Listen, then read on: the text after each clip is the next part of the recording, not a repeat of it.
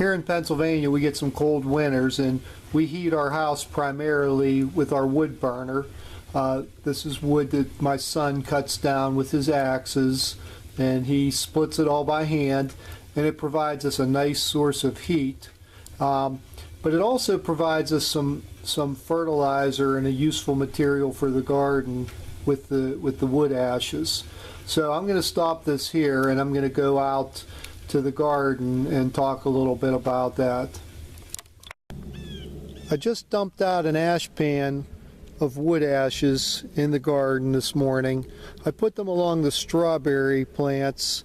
I have several rows of strawberries, and I put them on the footpaths between them because they'll help to keep like pests away, like slugs and things. The slugs don't like the ashes.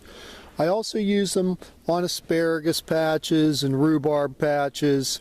And I use them wherever I'm going to plant my peas. The peas like sweet soil, and wood ashes will sweeten the soil. So I pick out my spot, and I rotate things around in the garden, but I pick out my spot where I'm going to plant my peas, and I put a lot of wood ashes there, and then till them in the spring, and then I'll get a nice crop of peas. You want to avoid putting them on acid-loving plants like the berry patches. Those are red raspberries, those are black raspberries. Never put the wood ashes around them.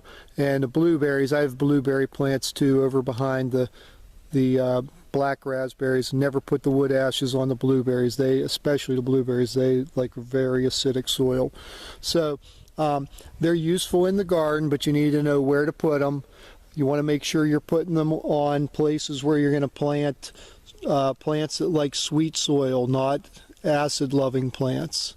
And a tree that you can use them on is a black walnut tree. The black walnut tree really likes wood ashes. That's a black walnut tree up there between those pines.